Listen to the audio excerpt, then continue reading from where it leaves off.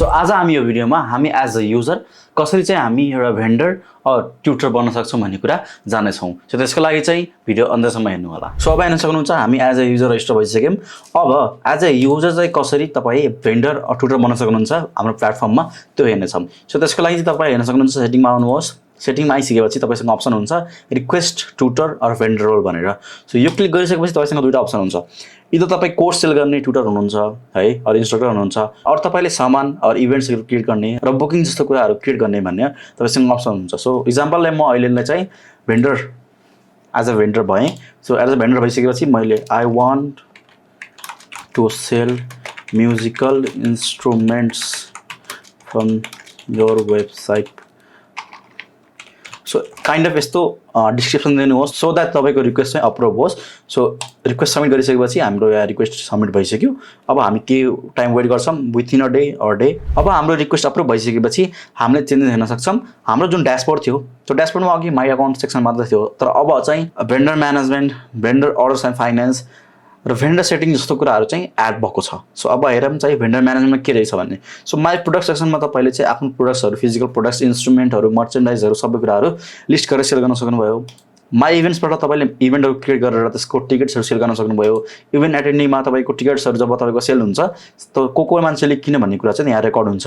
Ticket स्क्यानरमा तपाईँले इभेन्टको ticket sale गरिसकेपछि जुन एटेन्डीहरू हुनुहुन्छ उहाँहरूसँग चाहिँ फिजिकल क्युआर हुन्छ, एउटा डिजिटल क्युआर हुन्छ। त्यो क्युआर चाहिँ यहाँबाट स्क्यान गर्न सक्नुभयो तपाईँले इजिली तपाईँको फोनबाट पनि। तपाईँकोसँग माई म्युजिक भन्ने अप्सन हुन्छ जहाँ चाहिँ तपाईँले एल्बम र सिङ्गल ट्र्याकहरू क्रिएट गर्न मिल्छ। र माई बुकिङ भन्ने अप्सन छ जहाँबाट तपाईँले ज्याम्ब्रो, स्टुडियो, त्यसपछि रिपेयर स्टोर्सहरू चाहिँ लिस्ट गर्न सक्नुभयो। सो यो कुराहरू चाहिँ तपाईँको कस्तो हुन्छ भन्दाखेरि सबै कुरा तपाईँले युज गर्नु हुँदैन, तर जुन जुन कुरा युज गर्नुहुन्छ त्यसको लागि चाहिँ तपाईँकोसँग डिफ्रेन्ट ट्याब बटन छ, त्यहाँबाट चाहिँ तपाईँले यो कुराहरू लिस्ट गर्न सक्नुभयो। त्यसपछि हामी हेर्छौँ हामीसँग चाहिँ भेन्डर अर्डर भन्ने सेक्सन छ जहाँ चाहिँ तपाईँको अर्डर्सहरू देखिन्छ, को मान्छेले किन्यो, कसरी किन्यो र त्यसको स्टेटस के छ भन्ने कुरा। सेल्स एनालिटिक्समा तपाईँको कति रेभेन्यू भयो होइन, त्यसपछि कति प्रोडक्ट सेल गर्नुभयो जस्तो कुराहरू देखिन्छ।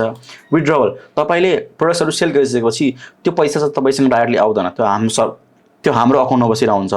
त्यसपछि तपाईँले यो पैसा चाहिँ मलाई चाहियो भन्ने कुरा तपाईँले रिक्वेस्ट गर्न सक्नुभयो विथड्रवलबाट।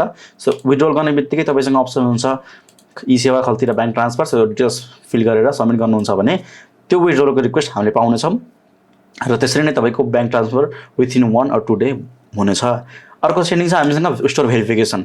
सो स्टोर भेरिफिकेसन किन रिक्वायर्ड छ भन्दाखेरि तपाईँ एज अ बिजनेस भइसकेपछि तपाईँले सरकारलाई केही न केही कुराहरूको ट्याक्स दिइराख्नु भएको छ।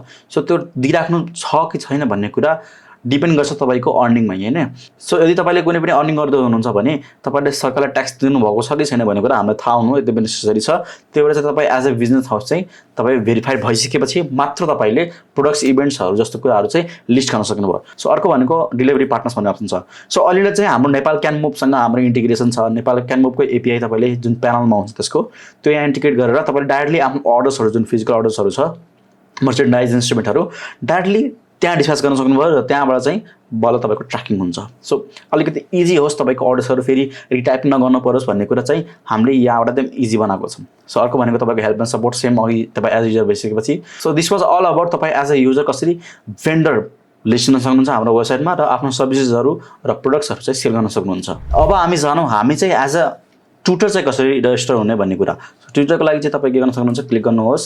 त्यसपछि तपाईँसँग अप्सन हुन्छ tutor I want to sell my courses भनेर है। सो कोर्सेस भनेर